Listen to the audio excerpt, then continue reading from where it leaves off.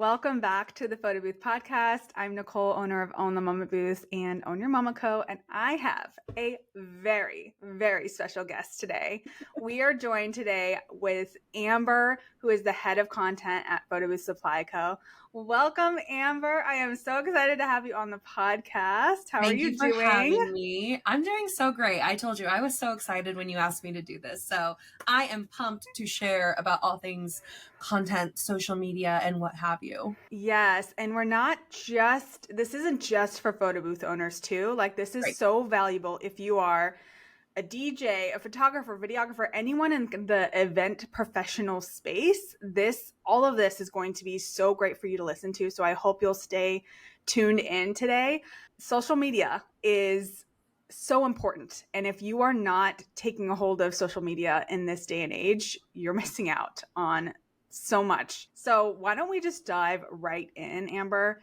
Yeah. What are some of the must-have platforms for event professionals in this day and age? Ooh, such a good question. So, gosh, we're living in a day where, what do we have? Like 7 to 8 major social media platforms right now. And we'll go through those. So there's Facebook, there's Instagram, there's TikTok, there's X or Twitter, depending on, what you think. There's Threads, which is an extension of Instagram. There's Pinterest. There's LinkedIn, which we'll talk about, I'm sure, but is becoming more of a social network. So those are really like your key 7, I would say. Do you think I missed any? YouTube. Oh my gosh. Thank you. I was going to say YouTube as well. Great for long form content, but also short form content because they had shorts. So you've really got like 8 platforms to choose from. And my answer to everybody, like not knowing the specifics and ins and outs of your business, is all of them. And the reason I say all of them is because, one, you can repurpose content from one platform to another. Plus, you never know who you're going to find because a different type of person hangs out on each of these different platforms. Now, do I also understand that that is not feasible for a lot of people? Absolutely. So if you are not the type of person who thinks that you can manage 8 platforms at once, at least starting out, I would say the most important platform to focus on is the platform where your target audience spends the most amount of time. So in reality, you have to know your target audience in order to determine which platform is best. Absolutely. And what would you say, like, if we're thinking of the different kind of personas, like a photographer, where would you think that they should be focusing their energy in? For sure. So with a photographer, if we're speaking specifically like an event photographer, there's probably going to be a big emphasis on weddings, right? So by and large, of course, you can get married at any age, but a lot of people who are getting married are in their 20s and 30s, right? So some millennials, some Gen Z. So where are the millennials and Gen Z spending the most amount of their time? Definitely Instagram, especially for millennials, and also TikTok. I would say those are probably the 2 biggest ones for people who are going to be getting married. And also Pinterest, because Pinterest is such a go-to for inspiration when it comes to your wedding. So if we have to pick maybe like a top 3 for photographers, I would say TikTok, Instagram, and Pinterest, at least getting started. And some of those platforms really, I mean, all of them really, they function as search engines too. Yes. Like, especially Pinterest is very much like a Google 2.0. Yes. And especially if you're image based as a photographer, even a videographer, like, cause they also have video there. That's a great space to be in. And obviously Instagram, TikTok. What are your thoughts on a service-based business, especially if you're local on TikTok? What do you mean? What are your thoughts on that? Like, get a little more specific? Yeah. So as a photo booth owner, if I am servicing a very small area, a very specified area, being on TikTok, because it's such a worldwide platform, do you have any tips on how to like narrow your audience down a little bit to only target those people who are actually going to be customers, Absolutely. Well, so a couple different things. So first of all, I do want to say that, Yes, TikTok is definitely like it's a global platform. It, serves videos and gets content from all over the world. However, there actually is a little bit of sort of geotagging that happens within TikTok that you're not even aware of. And I actually learned this firsthand when I would travel for Photobooth Supply Co conferences. I would go to Chicago and all of a sudden be getting all this Midwest content. And I was like, what the heck is going on? I'd go to New York on vacation and I'd be getting New York content, East Coast content. So there's a little bit actually that happens naturally because TikTok knows where you're based. So that's a good thing. We like that. Beyond that, there are also things I think that you can be doing too. One thing that you can be doing is always focusing on your hashtags, maybe having a hashtag that you use all the time, whatever city that you're based in or region or whatever, putting that in all of your content. Furthermore, other local businesses that are in your area, make sure you're following them and interacting with their content too. So it kind of puts you on the radar of, if you were in Tampa, Florida, if you're interacting and, engaging with all these Tampa, Florida based businesses, it's going to sort of keep you as a part of like the Tampa, Florida business algorithm, if you will. That's such a good note. Like remembering that it's not just about you creating content, it's also about engaging and actually being active on the platform. That's like 50% of it. I'm not exaggerating. And I always tell this to people too. This is a good note for anybody listening who's like, I'm so bad at social media. Hear me out. Start by just engaging. If you are nervous to post content, start by just engaging with other people, particularly other businesses in your area or people who might be your ideal client. Start by just listening and commenting. Like there is value in that, and you will learn so much before you even start posting. That's so true. And social media is so social. Like it really does have that give and take. It's kind of the whole point. Yeah. Especially if you're in a service-based business, like you need to be engaging with people. And there are would you say there are some platforms that are like better with community and engagement than others? It's so interesting that you mentioned that because yes, I think it's a lot easier to build a community on platforms like TikTok and Instagram because there's so many features to engage with content. You can share content, you can repost content, you can comment, you can DM. You don't have all of those options on Pinterest. You have some of them on Threads and Twitter, but you're creating, sort of these long threads, which may not be conducive to like a back and forth conversation. So yeah, Instagram and TikTok are good for community building. However, I will say, TikTok, regardless of how you feel about it personally, has really taken over as sort of like one of the biggest platforms, period, in the social media space. And a lot of platforms that aren't TikTok are trying to replicate what TikTok has done. So even now where TikTok might reign supreme, you're going to see the further TikTokification of every other platform out there. We've seen it on YouTube with Shorts. We're seeing it on LinkedIn now too. Like it's happening kind of across the board because what they've created, this sort of interest-based search algorithm is so powerful and it works so well. That's super, super interesting. And I would also say like Facebook is super community oriented too. Like I know when I started trying to get more leads in the photo booth industry, that's kind of where I looked at was all of these bridal communities and bridal groups is because they would really post and say, hey, I'm looking for this vendor. And then everyone would, hype themselves up in the comments. But absolutely. Yeah. I think Facebook is definitely one of the ones that gets a bad rap because I feel like as a social platform, it's a little bit maybe like on its way out. But for building up a business and a community, especially in a local space, it can be really effective. Like you said, people are still using Facebook groups all the time. I'm in a couple of them right now as a bride to be. I'm in a couple of those groups. People are asking all the time, I need a vendor. I need a location. I need a planner. And it's so amazing to me because I'm like, wow, we're all still doing this on Facebook. The platform that a lot of us grew up on, we're still using it. A lot of people are still going there for information. So I don't think we should sleep on Facebook, even though it's one of the older ones. You know what I mean? Yeah. I think, and there's definitely like a group of people, like the older generations that are there. So if that's your target audience, that's definitely a great place to go. I will say, you could, sorry, really quick. I agree. The older generation, absolutely on TikTok. So if you're trying to focus on like business owners and stuff like that, sorry, not business owners.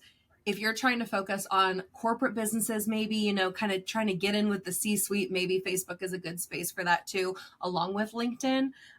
But also, I just want to point out too, the amount of older people, I'll put that as kind of a loose term, the amount of non-millennial and Gen Z people that are now on platforms like TikTok has skyrocketed. We are seeing a lot more people on those platforms right now, again, because that interest-based algorithm is so powerful, right? The For You page, the catering to their interests. They realize it's not just like kids dancing anymore. It's everything they're interested in. So you will see people of all demographics on a platform like that versus Facebook. I don't know how many like Gen Z are necessarily on Facebook. You know, they didn't grow up with it. It wasn't like part of their upbringing. What about Snapchat? Like, does that have any sort of engagement and business building aspects to it that people should be like looking into? Yeah, I'm really going to age myself with this one. Yes, especially locally. And I will say, I do not use Snapchat anymore. I used it in college. I used Snapchat forever ago. Yeah, exactly. Yeah. Like forever ago, and then never used it again. I do think that the platform hit a bit of a plateau, and as far as I know right now, it is being used largely by young people, and by young people I mean like Gen Z and younger. And furthermore, a lot of them actually are using it more as like a communication device, almost like replacing texting. Like they'll text each other on it, which I think is hilarious, like so random. That being said, I am also always a fan of like, you know, more is more. If you can be on Snapchat, great. There is a inherent casualness to it that I think is really desirable, right? This whole like just like posting what you're up to and stuff like that could be really engaging. And I wouldn't write Snapchat off completely just yet, because as we know, every platform loves like a bounce back, a rebound. And I feel like I wouldn't be surprised if Snapchat like did something to reinvent themselves a little bit to like get back on the map. You know what I mean? Totally. Okay, so if someone's listening to this and is already overwhelmed with the amount of platforms we've just been talking about, is there a recommendation that you have if really like it is an overwhelming thing? Like, can they focus on this platform and this platform? Do you recommend like trying all of it and figuring out which one? Like, what do you recommend here?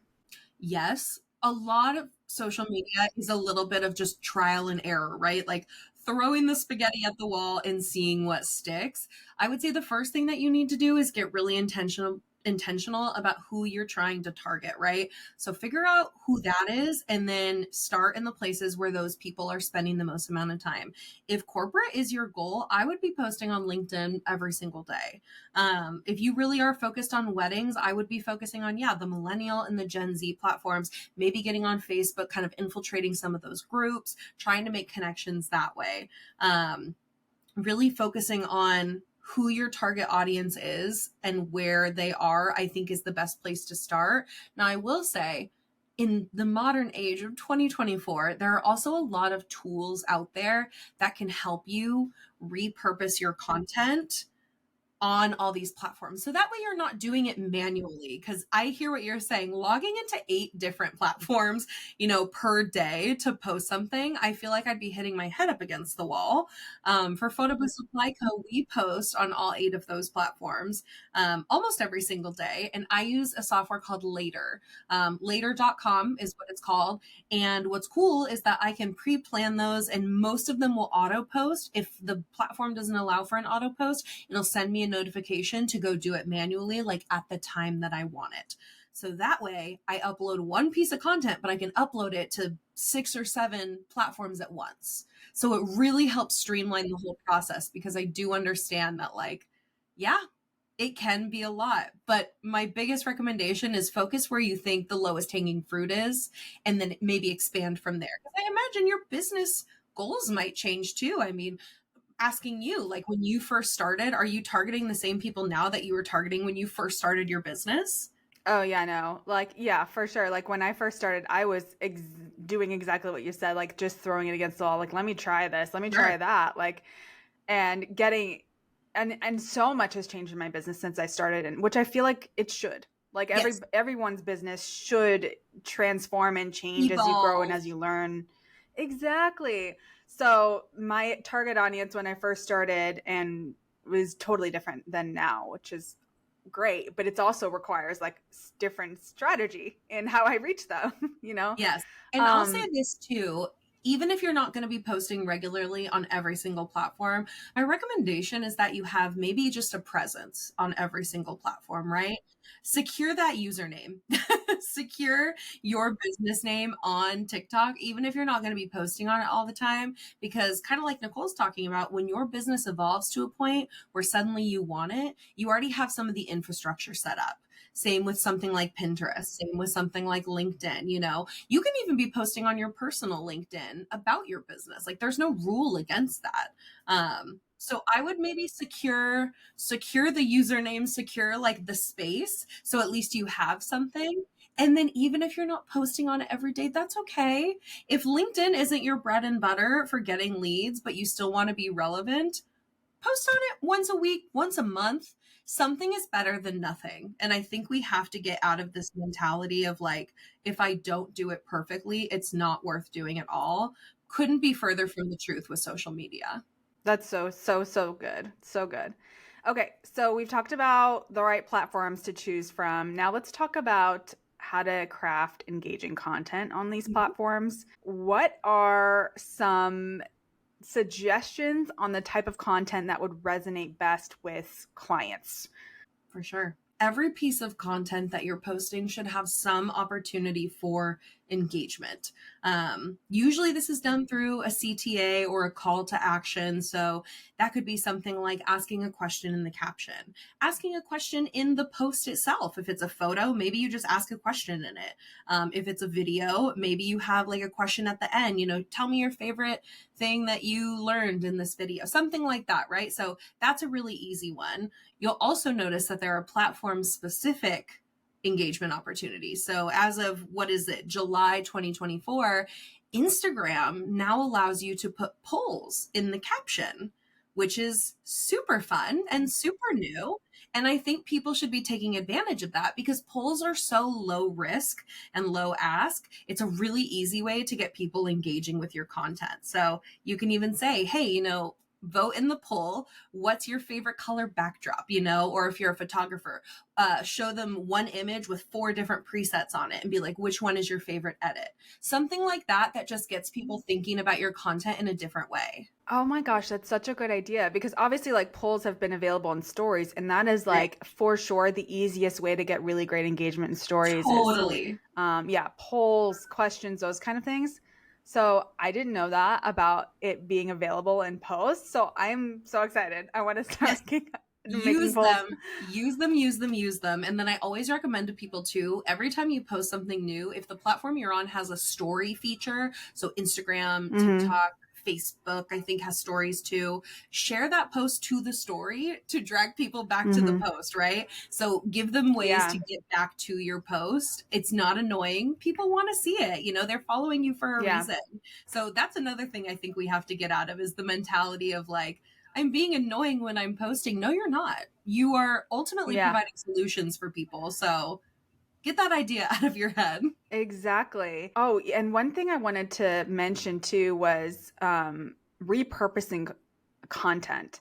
Yeah. Because I was thinking as you were talking about LinkedIn, I was like, what on earth are you posting on LinkedIn? You know, because in my head, I'm thinking anytime I've been on there, it's been like articles or things like that, blog posts. Like what are you posting if you're posting on LinkedIn, especially as like an event professional?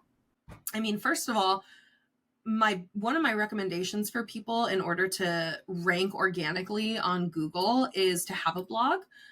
Again, I feel like I'm just like throwing so many things for you to do, but these are all just tips, right? Take what resonates, leave the rest, you know, but blogs are a really great way to resonate, or rather, blogs are a really great way to rank on organic Google searches. So if you have blogs, you can be creating content that helps your target customer essentially reach their goal, find their solution. And that will help your website rank higher. So obviously, if you have a blog, post your blog post on LinkedIn. That's super easy. But like I mentioned earlier, there is a strong push towards the TikTokification of LinkedIn too. So I think there is really a need and a desire to see more engaging and entertaining content on LinkedIn that's not like a glorified TED Talk, you know, when someone's like, I saw a post the other day that was like, I proposed to my fiance. Here's what it taught me about B2B sales. And I'm like, what? Like, that's so ridiculous. I'm not like, that sounds so manufactured to me. Like, I would much rather like just hear about your engagement, frankly, you know? So I think that there is definitely a slight difference in maybe the way that we're going to communicate on LinkedIn because of the type of people that we're reaching. But I don't think we're going to completely abandon the types of content that we're creating on other platforms either, right? Like that preset question from the photographers, I would post that on LinkedIn. It would spark comments and conversation potentially. Another really, I'm jumping a little bit. Another really, I think, undervalued form of engagement is shares. So sometimes I like to put the call to action to be share this with a person who needs to hear this, or share this with a person who you would want to go shopping with. Share this with a person who, you know, fill in the blank to whatever your niche is. Because at the end of the day, if somebody is sharing your content, it means they like what you're saying enough to show it to their friends. And you don't know what that conversation is behind the scenes, but there's a good chance they might be like, hey, check out this girl's content. She looks like a really good photographer. Or, hey, check out this guy's page. He's a local DJ in your area. Don't you have an event coming up? There could very well be conversations like that happening behind the scenes in the DMs that you don't even know about. So true. And okay, so forgive me, it's been a while since I've been on LinkedIn, so I'm not aware of what's happening over there. But is it visual like can you share visual content? Can you share videos and photos and stuff? Really? Yes, you absolutely So it's not can. just text-based. No, not at all. You can absolutely share photos, you can share videos. Obviously, I think there is by and large a big push for video content on social, but actually I have been seeing a lot of, as someone who's been getting into LinkedIn posting this year, for Photobooth Supply Co., I've been seeing a lot more still photos happening on LinkedIn, often with a long caption. So that could be, I mean, I gave the example earlier of the engagement one, but that could be an opportunity to almost make like a mini blog post, right? As a LinkedIn post that has some sort of photo that is sharing a special moment. So for a photo booth owner, for example, let's say you captured a photo of a bride and their grandparent, and you shared that photo and you said, you know, this is why I do what I do. It's not always easy to get family together, to take photos, to capture important memories like this. But I know that, you know, my bride is always going to have this photo as a memory of their grandparent, even after they're no longer here. Something like that, where it's emotional. There's a visual element to it. It ties back into your why as a business owner. That's going to tug on the heartstrings of whoever reads that and get you a little bit of engagement. Oh, I love that. That's so good. And I think people they undervalue the value of blogs and how Yeah. you can repurpose that content so much too. Yes. Like from a blog, you can take a line out of it, a quote, and you can put that on your Instagram. You can put that on your everywhere. And you can do several posts from a single blog.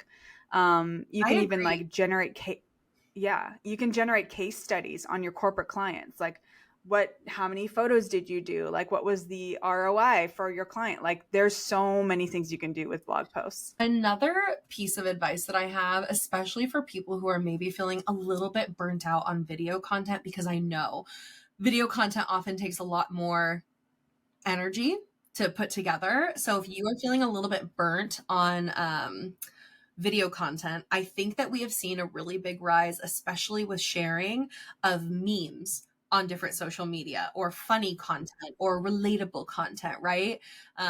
Obviously this can take the form of a video, but also if there's a funny meme going around, or like a funny like template for a meme, and you can sort of like mesh it into your niche, that could resonate better than any of your other like more professional looking posts, because people speak meme these days. You know what I mean? So for example, I just found, I was reading a blog that I like to go to for social media inspo, and they had this pie chart. And in the pie chart, if you follow us on Instagram, actually, Photobooth Supply Co. on Instagram, you probably have already seen this by the time that this podcast is up. But there's a pie chart where it says my camera storage, and it's got like 4 different compartments, one that's really big, one that's medium, one that's smaller, and then like a tiny sliver. So I changed it to my camera storage as a photo booth owner. And the biggest one is like BTS videos that I'll never post, test shots that I forgot to delete. And then the tiniest one is like my personal photos. And it's like silly, relatable, goofy, and it resonates. And it didn't take me that long to create, because it's not a whole video, it's just a photo. Like, I think that we integrate more of that, because it adds a little personality to your business too. I love that. That's so funny and so freaking true. Like, if I showed you my camera roll right now, I'd be like, oh my gosh, so typical. It's literally just like, it's like, do you even have a personal life, or are you just a business owner? Yeah, exactly. So, I mean, we touched on this a little bit just now, but we're talking about like engaging content, and behind the scenes content is a really great, and I feel like fairly easy piece of content to record and make. What are some quick ways that people can incorporate them as event professionals for their social media accounts? For sure. I mean, you can do this in a couple different ways. So behind the scenes means so many different things, right? It can mean setting up the event and doing a test event at your house. You can film, just that, and be like, I test every event at my house in full before I bring it to you. So you don't have to worry about, your event not going well, because I've got that covered for you, right? Something like that establishes peace of mind.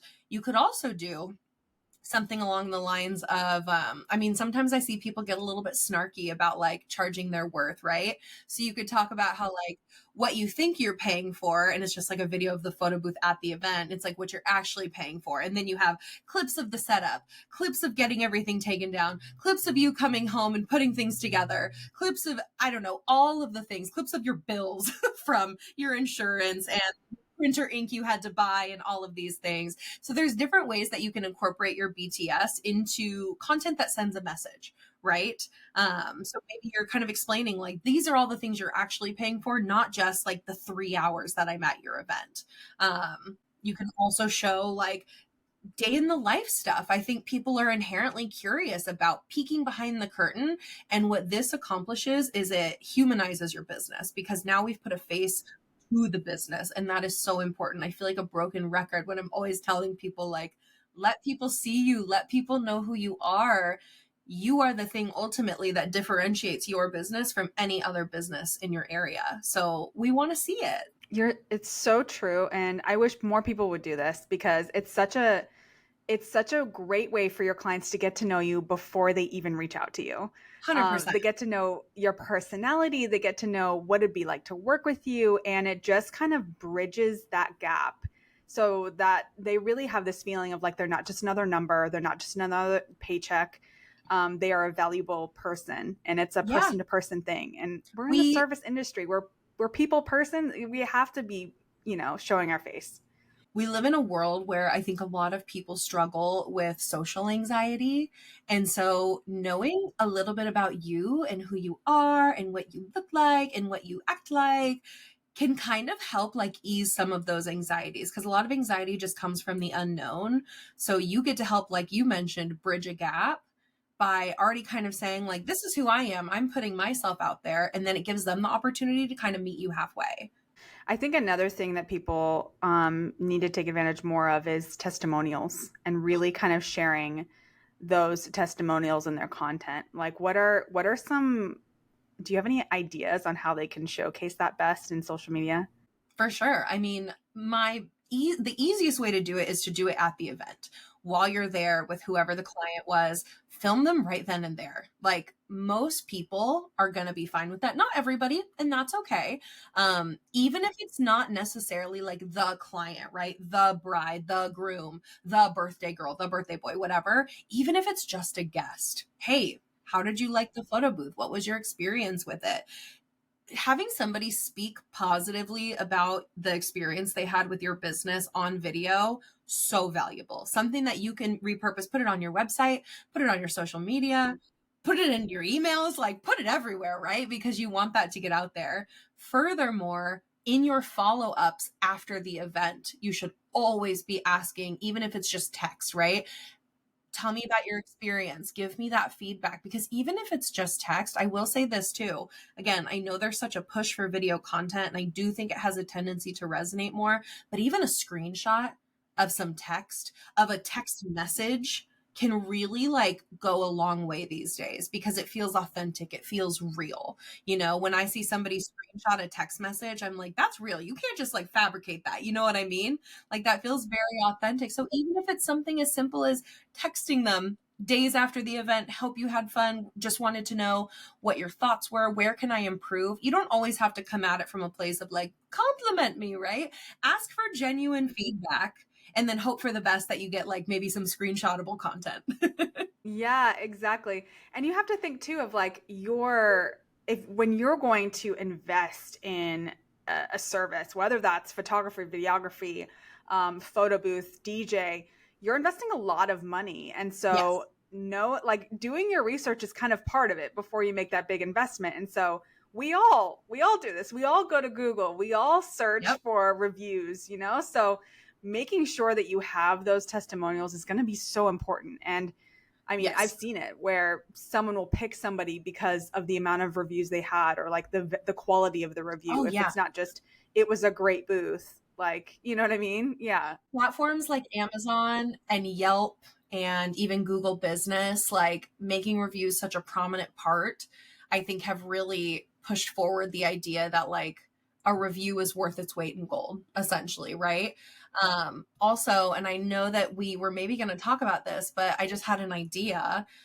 What would be cool is potentially if you, as the owner, you know, a couple days after, say most of your communication was done through Instagram DMs, you could send them a voice note saying, hey, I just wanted to say thank you so much for hiring us. We had an absolute blast. Your wedding was gorgeous, whatever. If you have a couple minutes, I would love to hear from you on what you thought about the experience, right? On the chance that they send a voice note back, and now you have this little voice note of them gushing, hopefully, about their experience, I would film myself listening to that for the first time and then use that as a piece of content. Like, my reaction to like customer testimonials, because then that's like double whammy, right? On the one hand, I'm excited because you got a good review, so that makes me feel good about hiring you. But on the other hand, I'm getting to see you like in your element, feeling emotional, feeling proud, like it's tugging on my heartstrings. Like, I want to support you now too, so you can have that same experience again. Oh my God. Like, literally my jaw is on the floor because I'm like, I want to do this right now. I'm going to cut this out of it so no one else does it and I only do it. No, I'm just kidding. This is such a good idea because, oh my gosh, having a voice note testimonial, are you joking? That's so valuable. I think that people tend to be afraid of voice notes, and I understand, you know, it can be a little bit vulnerable, right? But at the same time, I don't know if I can speak for everybody, but I have seen a rise in the use of voice notes, just generally speaking, in text messages, in DMs as a whole. So again, it adds this like level of casualness to your business that makes you feel really approachable, makes you feel really easy to communicate with. And ultimately, that's what we want, right? We want our clients and leads to feel like they can come to us when they need us. Already, like if we just clip this section of the podcast, it'd already be so valuable. So thank you so much for talking about that and giving us that tip. So we've talked about engagement, we talked about platforms, we've talked about so many things. So let's talk about how can we measure the success of our content and our social media kind of strategies. What are the things that you're tracking for each piece of social media that will tell you like if it's good or not? Yeah, 100%. So what's nice is that, most platforms these days have their own analytics section, analytics bar, analytics page, where you can analyze your response to your content, which is really nice. I believe you do have to be a professional or a creator account on most platforms in order to see that, like a business account or a creator account. I imagine most of you have done that already. If you haven't, do it yesterday. Personally, I like the creator account better, but business might be better for you. Doesn't really matter, but you'll need one of those to get your analytics. So furthermore, keeping an eye on your analytics, right? Your followers, it'll give you an engagement percentage, things like that. It's good to know. But what I also want people to keep in mind is that just getting high engagement for high engagement's sake is like nice. But like, is it actually pushing the needle in your business? Is it actually helping you grow? So what I would maybe focus on is whatever platforms I'm on, I am going to add a section to my intake form that says, how did you hear about me? Did you hear about me from Instagram? Did you find me on Pinterest? Did you find me on LinkedIn? Did you find me on Facebook? Like word of mouth? Where did you find me? And what that's going to do over time, after you've collected enough of those intake forms, is that you're going to start to really get an idea of where your time is best spent. So this goes back to, again, posting as much as you can on all the platforms, but then actually going back to the numbers to see like, where are my efforts actually sticking the most? Where am I getting the best attribution from? Is it Instagram? Is it TikTok? Is it LinkedIn? Is it Threads? Like, you don't know until you've tried. So making your intake form, the lead intake form, tell me about your event, making that prominent on all of these apps is going to be crucial. But then furthermore, also having that section where they can tell you actually where they heard about you.